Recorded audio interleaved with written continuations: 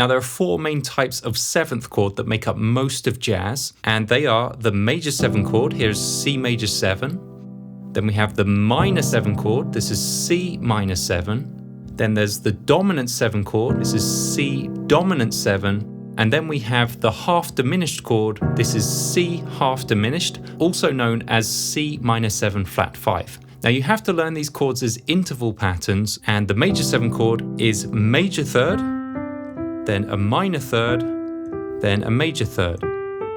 And the way you can build it is, first of all, you can memorize the fifths, so you know you've got the root and fifth. Then for the third, you can count 2 whole steps. And then for the 7th, you can go up an octave and down a half step. And those are your 4 notes. Let's try A major 7. We know our fifths. Add the major third, 2 whole steps, and then find the major 7th, go up an octave, down a half step. Let's do the same from B flat, find the 5th, then let's find the major third, that's 2 whole steps, it's going to be D, and then we'll find the major 7th, go up an octave, down a half step. And you can practice this from all 12 notes. So from F sharp, find the 5th, then 2 whole steps, and then find the major 7th, up an octave, down a half step. Next we have the minor 7 chord. Now here is C minor 7, it's going to be a minor third, plus a major third, plus a minor third. So here's how I would find it. Again, start with the 5th, you've memorized your fifths. Then to find the minor third, you're going to count up a whole step, plus a half step. And then to find the minor 7th, you can go up an octave, and come down a whole step. Let's go to a different note, B flat.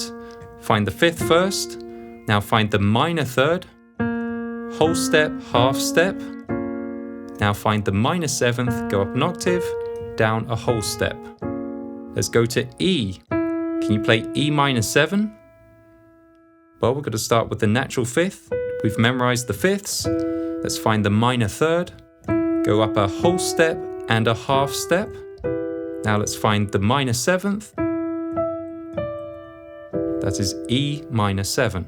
Now the next 7th chord to learn is the dominant 7 chord. Here is C dominant 7, and this is just written C7. We don't write C Dom7. Now to build the dominant 7 chord, again, we have to count the intervals. I would start by finding the 5th, and you've just memorized the fifths. Then you want to find the major third, again, 2 whole steps is E.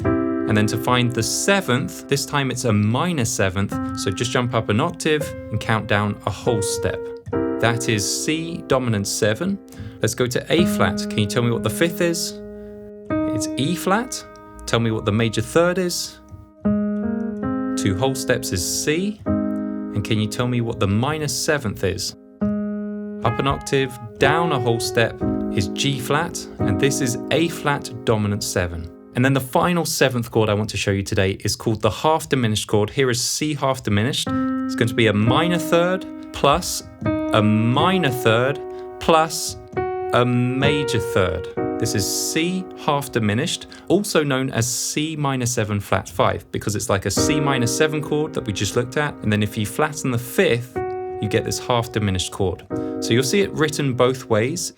So for the interval pattern, I would build this with a minor third first. Then I would find the flat 5th by finding the natural 5th first, then flattening it. And then for the minor 7th, I'd jump up an octave and come down a whole step. Now we can practice that from all 12 notes. Let's go to F, find the minor third, whole step plus half step is A flat. Let's find the flat 5th, natural 5th is C, flatten it. And then let's find the minor 7th, go up an octave and down a whole step. We can go up a 4th again to B flat, find the minor third, whole step plus half step, find the flat 5th, natural 5th is F, down a half step, and then find the minor 7th, go up an octave and down a whole step.